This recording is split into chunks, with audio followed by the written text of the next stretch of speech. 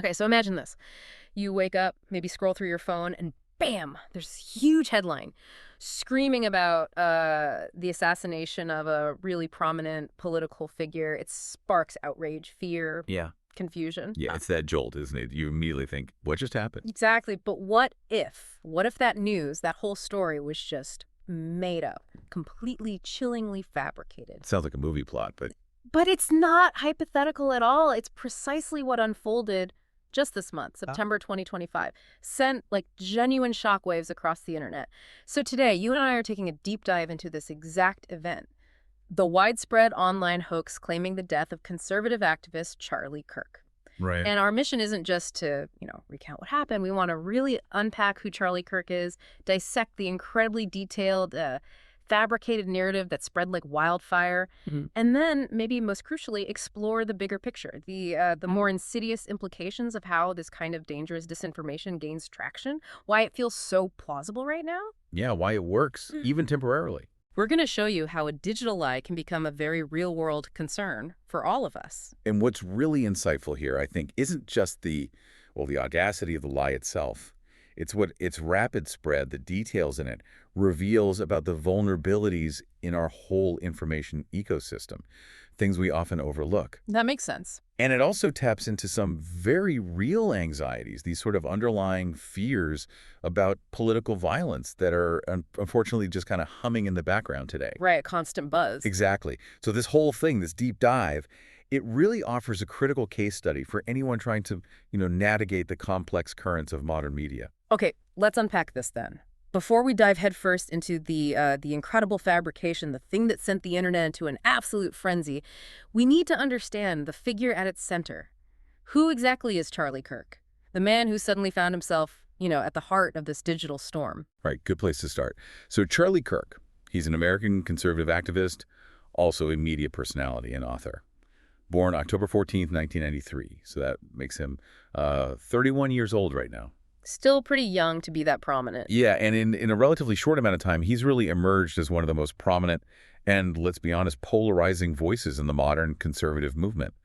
Our sources show a pretty rapid ascent, actually, starting with a bold vision while he was still quite young. And his main vehicle for that vision, the thing that really put him on the national map, that's Turning Point USA, right? TPUSA. Exactly. He founded that, launched it back in 2012 with entrepreneur Bill Montgomery. Can you tell us more about that, how it started, how it got so big on campuses? Absolutely. So TPUSA's mission, looking at the sources, it's pretty clear. Identify, educate, train, and organize students, specifically to promote conservative values. On high school and college campuses. Right? High schools, colleges, universities. And what's really remarkable is just how fast it grew, its trajectory. From, pretty humble beginnings, it's expanded like crazy. It's got a presence now on hundreds, literally hundreds of campuses across the U.S. Wow. So this isn't just like a small student club.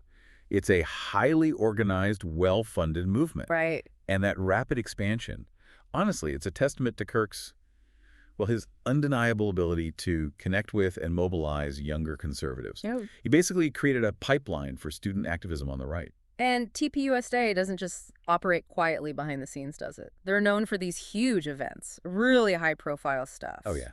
Big time. We're talking about their Student Action Summit, the American Comeback Tour. Yeah.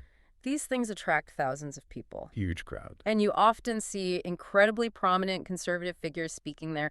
Famously, President Donald Trump has shown up multiple times. That's right. Major figures lend their way to it. And beyond TPUSA itself, Kirk has become a pretty significant media personality in his own right. Definitely. His media footprint is quite extensive now. He hosts his own daily talk show, The Charlie Kirk Show. It's widely syndicated. Right there. Yeah, and he's incredibly active, very influential on social media, especially X, formerly Twitter. His posts often get millions of views, millions of impressions. So he has that direct line to his audience. Exactly. He can bypass traditional media filters, which is, a key part of his strategy and his influence. Okay, so we've sketched out his rise, his platform, but to really get why he was the center of this particular storm, this hoax, we need to grasp his core political philosophy. Based on your deep dive, what are the main causes? The principles Charlie Kirk really champions, the things that define his influence, and crucially, how people see him across the political map. That's a great question. Because his ideology, it's really the bedrock of his appeal, but it's also, frankly, the source of a lot of the controversy surrounding him.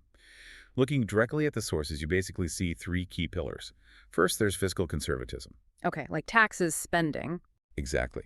He staunchly advocates for lower taxes, reduced government spending, free market policies, very much about minimal government intervention in the economy, individual financial liberty, as he'd frame it.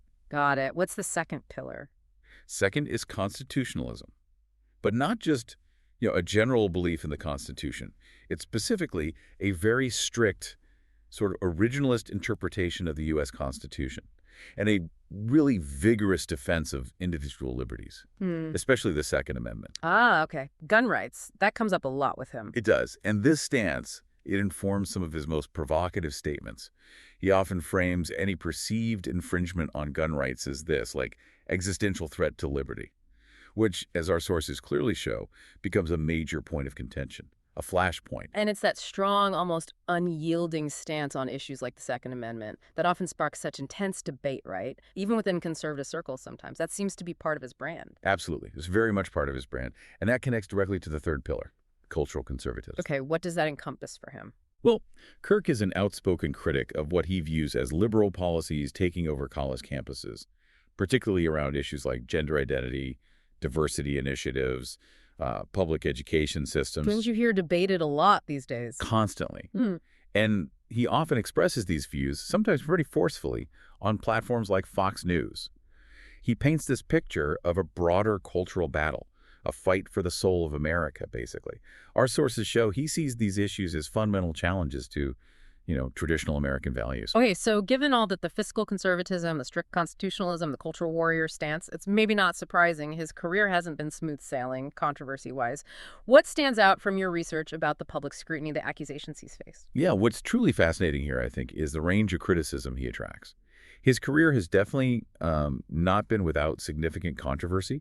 He's faced repeated accusations of making inflammatory comments, divisive remarks, really pushing the boundaries. Okay. And what's particularly notable is that the critics aren't just from the left. Sometimes they come from within conservative or libertarian circles, too. Oh, interesting. Like who? Well, sources mention figures like Ben Shapiro, Matthew Dowd, for example, people who has, at various times, taken issue with aspects of his rhetoric or his approach. So not just ideological opponents. Right. His specific views on race, immigration, certain social issues, these have often drawn significant criticism, charges of insensitivity, sometimes even outright prejudice.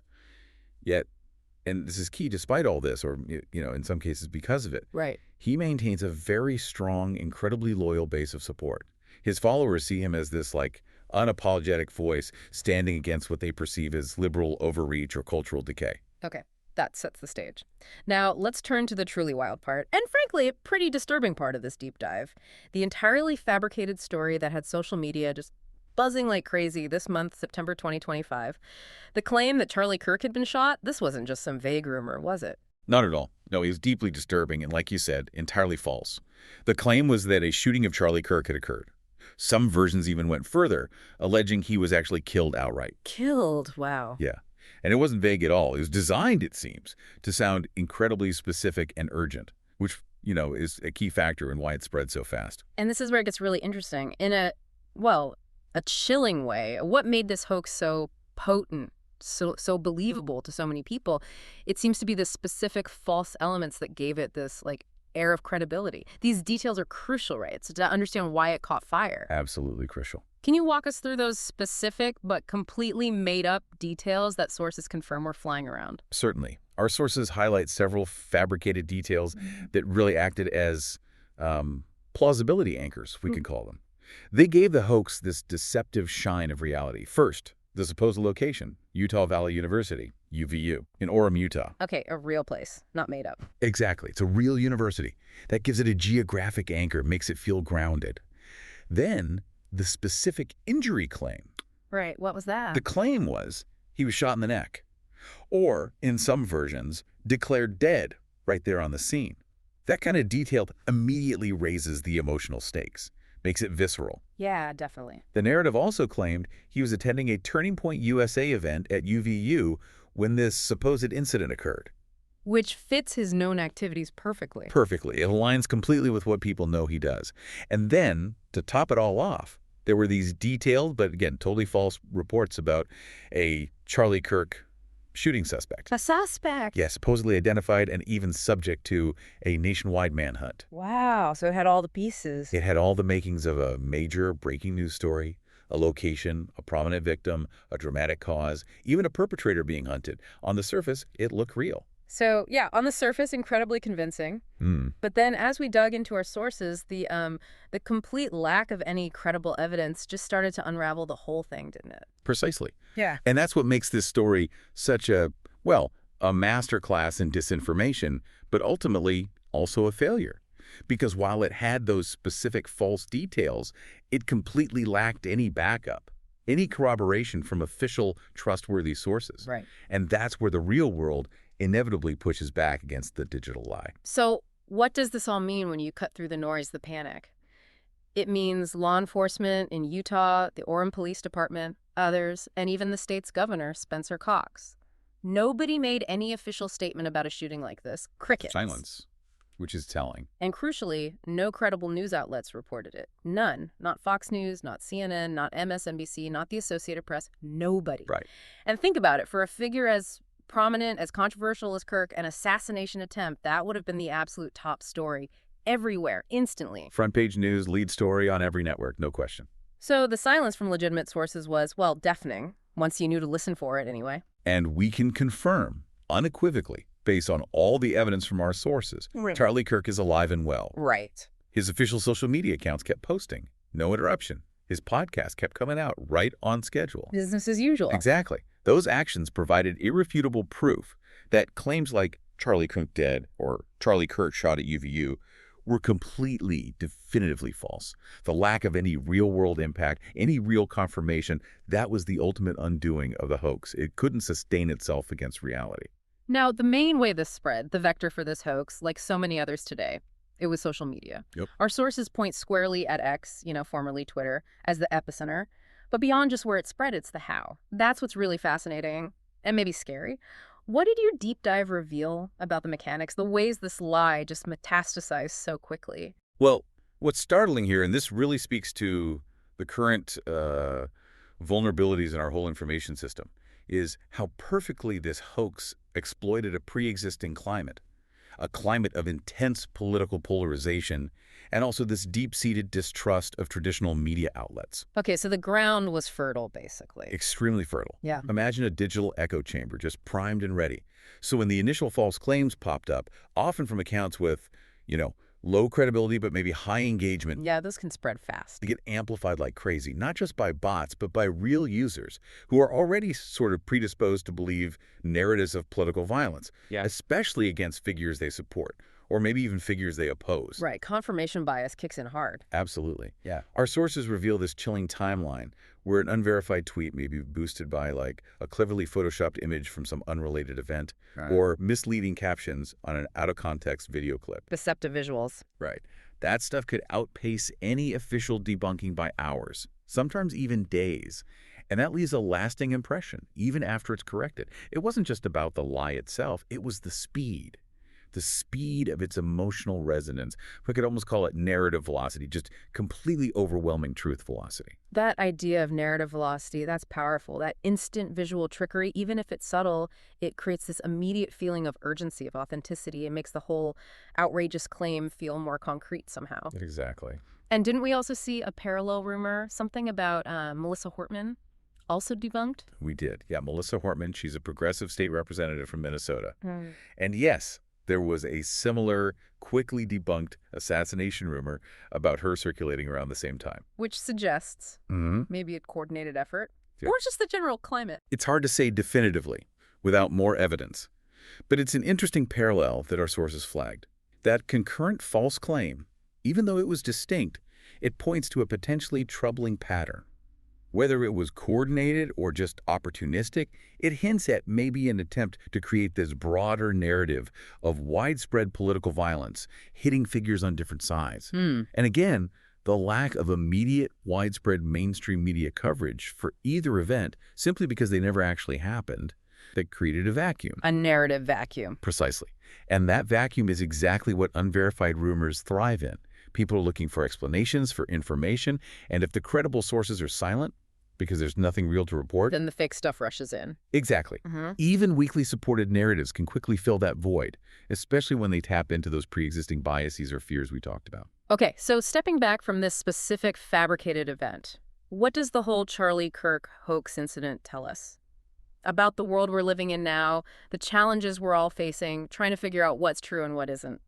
Well, while the shooting of Charlie Kirk was absolutely unequivocally a hoax, and we really have to keep stressing that, Yeah, important point. its rapid spread wasn't just some random digital fluke.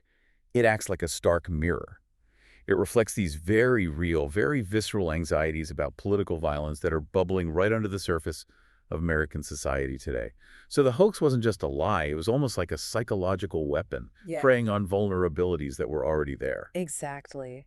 And those vulnerabilities aren't abstract. Our sources detail real-world events that feed these fears. You think about the shocking assassination attempt on Nancy Pelosi's husband, Paul Pelosi, or the shooting of Republican Congressman Steve Scalise back at that baseball practice. Horrific events. Right. These aren't just stories. They're moments that remind everyone how fragile civility can feel, how quickly political tensions can escalate into actual physical violence. And that's where the insidious power of the hoax really lies. The fact that a story about an assassination attempt on a figure like Kirk could be so widely, so rapidly believed. It isn't just about people being gullible. No. It speaks to a deeper, maybe legitimate societal trauma, a collective fear about where things are heading, about escalating political tensions, about real violence. So the hoax taps into something real, even though the event itself was fake. Precisely. And the real cost here isn't just, a temporarily misinformed public. It's the further erosion of trust. Trust not just in media, but maybe even trust in the very fabric of our shared reality. It creates this climate where genuine threats become harder to pick out from the fabricated ones. Which could paralyze actual responses when needed. Could paralyze responses, yeah. And it just further entrenches divisions. It deepens the trenches of polarization, making any kind of constructive dialogue even harder. Now, what's also clear from our sources is that, despite this swirl of fabricated news about his death, Charlie Kirk himself, his influence, his work, it all continues. Unabated. He remains a significant force. That's absolutely right. Turning Point USA, his organization, it's still incredibly active on campuses, in the media. It's consistently shaping the views of, a new generation of conservative voters. Still a major player. Definitely. And Kirk himself continues to be a prominent voice. He strategically uses his platforms, his show, his social media to disseminate his views very effectively. Yeah. His estimated net worth often comes up. It's a subject of public interest. Reports generally put it in the range of, say, $5 to $10 million. Which reflects the success of his operation. It does. It serves as a kind of testament to his successful career as a conservative activist and media personality. That financial success underscores the scale of his influence and his operation. So if we step back one last time, consider the wider implications. This whole episode, this fabrication about Kirk, it really serves as a powerful case study, wouldn't you say? Oh, indeed. Absolutely. If you connect all these dots, the Charlie Kirk assassination hoax is, well, it's almost a textbook case study. It shows the dangers of political disinformation, its potential to sow discord, to cultivate distrust, even to manipulate public perception of political stability itself. It just highlights how readily a convincing yet utterly false narrative can take root, especially in an environment that's already ripe with partisan division and skepticism towards traditional media. Which really just drives home the critical importance for you, for the listener, right? The need to cultivate robust media literacy. Critical thinking. Yeah, practicing critical thinking and recognizing the individual responsibility we all actually hold to verify information, check sources, use trusted, credible outlets before we hit share. It seems simple, but it's crucial. It affects all of us, not just the people directly named in these hoaxes. It pollutes the whole information environment. Okay, so let's recap this deep dive then. As of today, September 10th, 2025, Charlie Kirk is very much alive and well. He's continuing his work across his various platforms. Correct. The widespread, highly emotional rumors of his death by assassination, including that specific, detailed story about a shooting at Utah Valley University, they are completely, definitively false, a product of targeted disinformation. Unequivocally false. This whole hoax serves as a really stark reminder. not just of our volatile political climate, which is obvious, but maybe more pointedly, of the incredible speed and reach of disinformation in our digital age. The velocity we talked about. Exactly. So while the Charlie Kirk shot story was a lie, the underlying fears, the fears of political violence, the deep divisions that exploited those are very real, and they remain present concerns for our society. So, this deep dive into a completely fabricated assassination, it really makes you wonder, doesn't it? In an age where a lie, often crafted with such unsettling precision, can travel halfway around the world before the truth even, gets its boots on, what responsibilities do we as individuals truly hold in protecting the integrity of public information and maybe even the basic civility of our discourse? It's a huge question. It really is. It's something profound, I think, for all of us to consider, and how we consume information, how we discern it, and ultimately how we choose to share the news that shapes our world.